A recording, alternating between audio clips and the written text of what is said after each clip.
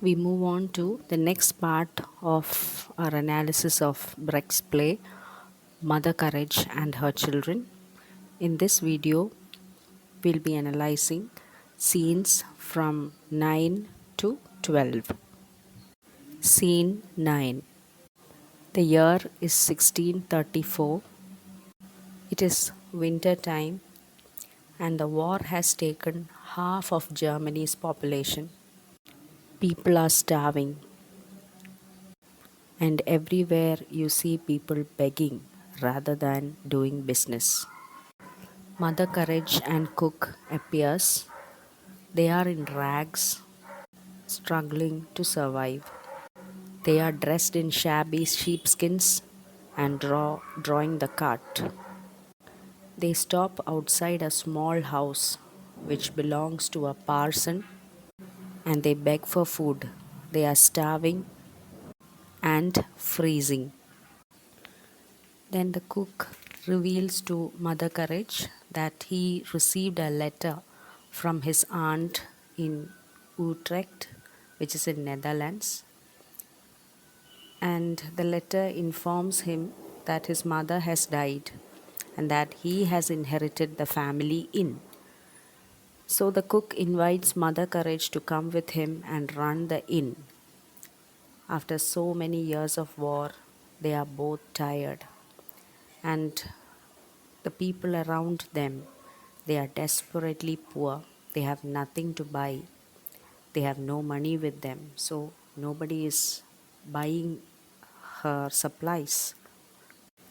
So Mother Courage gets excited to hear that offer. So she happily tells Kattrin to start packing for their new life. But the cook calls Mother Courage aside and tells her that there is no room for Kattrin. They cannot take Kattrin along with them. If Courage is to accept his offer, Kattrin must remain behind. They will not be taking her along with. Mother Courage at first does not know what to do. Kattrin overhears the conversation. The cook thinks that Kattrin will never find a husband because she's a dumb girl, and moreover, she has a scar on her face. So the visitors that will be coming to the inn will not like her. That is his explanation. Mother Courage is upset over this. After some time, we see Mother Courage and the cook singing the song. The song is named Song of Solomon. Outside the parson's house, they are begging for food and charity, and the song details the life of great men like Solomon, Julius Caesar, Socrates, Saint Martin, etc. All of them have done great deeds, great virtues during their lives. But these virtues did not save these men from great disaster. At the end of the song, somebody from inside calls them in and they get hot soup. Courage then decides not to leave her daughter. The cook accepts her decision uh, in a very logic way. Inside the cart, Kattrin, who has overheard the conversation, she packs her bags and prepares to leave. And she heard the decision of the cook and she's upset over that. Mother Courage returns and pacifies her daughter, and she promises that she will never leave her or the cart. And they throw the cook's belongings out of the cart and move on without him. Now, this is a scene wherein the audience sees Mother Courage as a self sacrificing woman. She chooses Kattrin, her dumb daughter, over a quiet and happy life with the cook at the inn. But again, the audience doesn't really know whether it is her love for her daughter or her interest in doing her own business rather than living a very modest living that prompted her to make the choice of leaving the cook. And this is the cook's final scene. And like the chaplain's exit in scene 8, this is another minor exit for a major character, that is the cook. So that is scene 9. Scene 10. The scene heading shows that the year is 1635. Mother Courage and Kattrin travel over the high roads of central Germany, and as they pull the cart, they pass a peasant's house. From inside, they hear a voice singing about garden and flowers. It is a song with two short verses. The first describes a garden with roses in it, and it describes how much garden owners enjoy them. The second verse describes the freezing winter, and it describes the happiness of people with thatched roof since they have shelter from the cold. Mother Courage and Kattrin pause to listen and then pull the cart off. The song tells us about the harsh divide between the rich and the poor, especially during catastrophes like war. The lyrics praise the beauty of the garden and the happiness of the garden's owner, as well as the warmth and well heated homes and the comfort that the people who live in these homes enjoy. And these songs stand in sharp contrast to the reality, to the suffering and starvation, and the shivering that the ordinary folks or the poor people like Mother Courage and Kattrin suffer. Both of them listen in silence. They know that they are powerless to change their position. To the person inside the home, sitting in his own comfort, for him, that song might be a piece of beautiful poetry. But to Kattrin and Mother Courage, who is standing outside amidst the suffering and starvation, amidst that feeling of alienation, uh, homelessness, to them, the lyrics of this song is too harsh.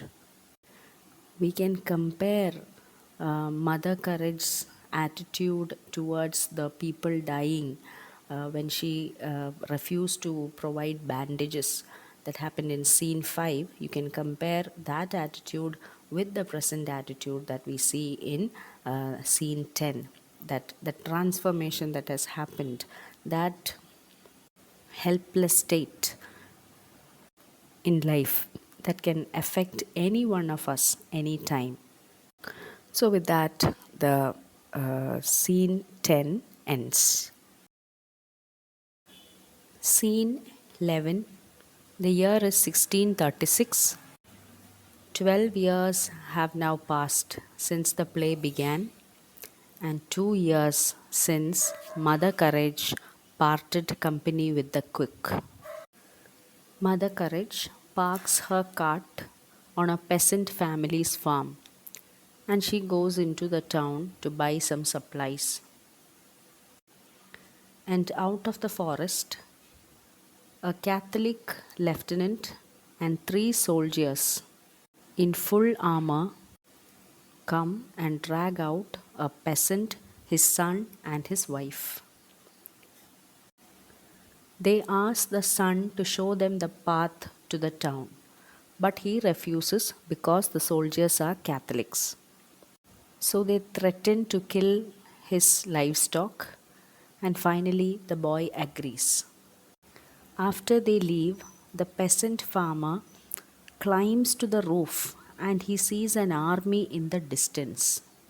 So he's so shocked because the Catholic forces will surely butcher the entire village. So they fervently pray for the protection of the village children at least.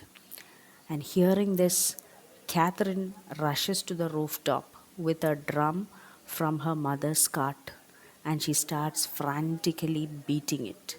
She hopes to alert the sentry. She beats the drum so that the townspeople are awake and they escape from the clutches of the Catholic forces. The peasants desperately try to get her down, but she doesn't. The peasants even tell her that they will throw stones at her because they are scared that the soldiers will return and murder them. And then the soldiers return and they attempt to get Kattrin down. They try to muffle the noise of the drum by chopping trees with an axe. They try to make other noises so that the drum's noise is not heard, so that the people are not awake. They threaten her that the soldiers threaten her that they will kill her mother and smash the cart. But in spite of all that, Kattrin keeps on drumming. And when all that doesn't work, they shoot Kattrin off the roof and she falls down dead. As Kattrin lies dead, however, she has succeeded in awakening the townspeople, even though she had given her own life for that. And this scene is one of the most dramatic in the play. And we see that throughout the play, Kattrin had been portrayed as a helpless victim of war. Uh, but in this scene, however, something shifts as Kattrin realizes that she has some chance to act. Because she loves children, it is no surprise that she gives her life to protect them, to save the lives of the children. And as the soldiers' frustration grows because they cannot silence Kattrin, they cannot stop her from drumming, her character attains some strength, some determination to succeed. Okay, she has been a character who was brutalized and victimized by the violence of war, and this in this climax it is for the first time that she realizes that she has some power. And then it is highly ironic that the dumb Kattrin makes some noise. She attains a sort of eloquence. She has been silent throughout the play, yet it is the sound that she creates that will save the lives. Okay, Kattrin sacrifices herself for the people of the town. Whether or not she is successful, we are not told, but Brecht here portrays Kattrin as a very noble character. In fact, the only noble character maybe that we see in the play. And with Kattrin's death, we see that it is the death of Mother Courage's final child. Uh, and by this time, Mother has lost all her children, the two sons and her daughter. And even during the death of her third child, she is up to some trade. Mother Courage is up to some trade, some business. She's not there. So Kattrin emerges as the most powerful character in the play, and that too, even without speaking a word. So that is scene 11. Scene 12, the last scene. It is morning. Mother Courage sits by Kattrin's body in front of the wagon. The drums and pipes of the marching troops are heard. The peasants advise her to follow the regiment and leave from there. They promise to give Kattrin a proper burial. She fetches a tarpaulin from her cart and she covers Kattrin's body and she gives them some coins for the service.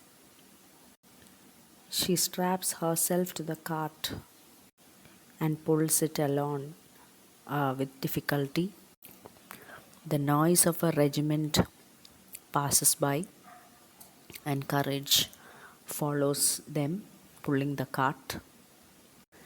And Mother Courage exits, singing the same song that introduced her character in scene 1, telling us that I should be back to business.